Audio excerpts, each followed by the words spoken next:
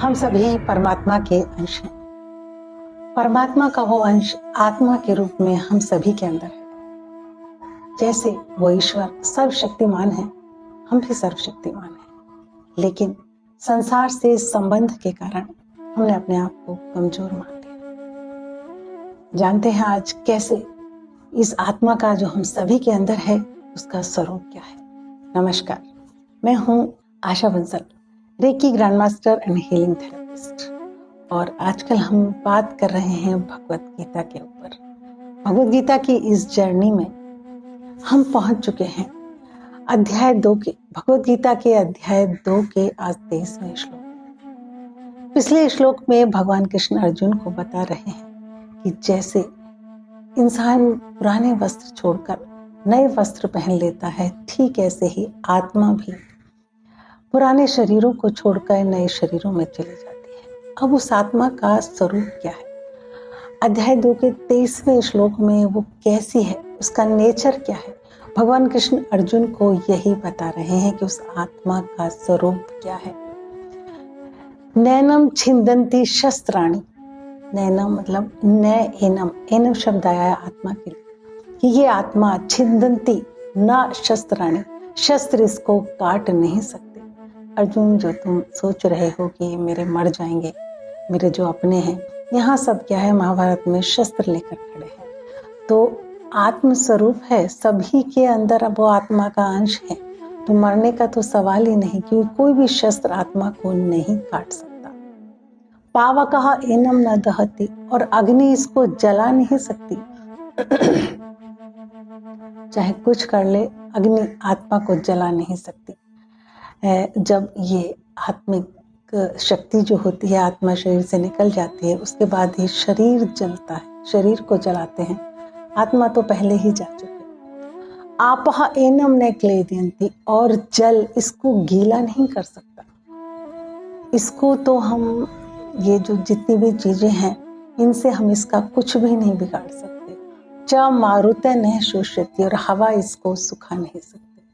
देखिए, ये हमारा शरीर और ये संसार 5 तत्वों से मिलकर बना है। पृथ्वी, अग्नि, जल और हवा, और एक आकाश। आकाश की बात यहाँ पर भगवान कृष्ण ने नहीं की, क्योंकि आकाश में अपनी क्रिया नहीं, बल्कि ये चारों तत्व आकाश से ही पैदा होते हैं। अब इनका ये सब क्यों नहीं बिगाड़ सकते कुछ भी? क्यों? क्योंकि देखिए, 2 चीज है। एक तो है संसार, संसार मतलब हमारा शरीर। हमारा शरीर, ये संसार एक ही जाति के हैं, और एक है आत्मा और वो परमात्मा, ये भी एक ही जाति के हैं। अब ये जो संसार है, संसार की तो वो पहुंच ही नहीं। आंख किसकी बनी हुई, वो देख ही नहीं पाते हम। जब कोई शरीर छोड़ता है, उसके अपने उसी के पास रहते हैं, लेकिन क्या उस आत्मा को जाते हुए देख सकते हैं? नहीं। ये तो संसार की प्रकृति में आ गया शरीर।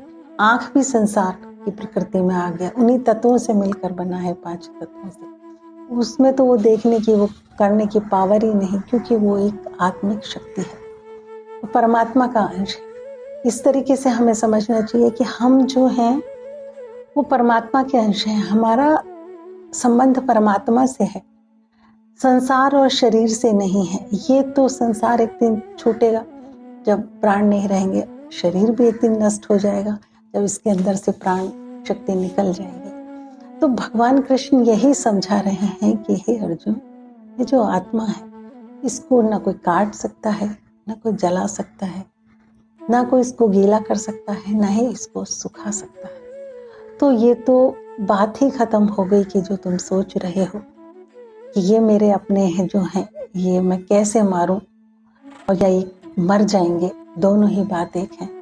नहीं, इनके अंदर वो परमात्मा का अंश, आत्मिक शक्ति है। वो परमात्मा का अंश निकल जाएगा और फिर वो कहीं और जन्म ले लेगा। जैसे कि पिछले श्लोक में कहा था भगवान कृष्ण ने कि आत्मा जो है पुराने शरीरों को छोड़कर नए शरीरों में चली। भगवत गीता की इस जर्नी में मुझे उम्मीद है आप सभी को बहुत अच्छा लग रहा होगा, और कुछ लोग नियमित रूप से मेरे श्लोकों को देखते हैं बहुत ध्यान से, लेकिन आप लोगों को अगर कुछ भी कोई भी शब्द भगवत गीता का समझ नहीं आ रहा हो, कोई भी भावार्थ, तो मुझे आप कमेंट जरूर करें। जो लोग मेरे चैनल पर नए हैं प्लीज़ चैनल को सब्सक्राइब करें। अगर आपको वीडियो पसंद आए तो लाइक और शेयर जरूर करें। नमस्कार।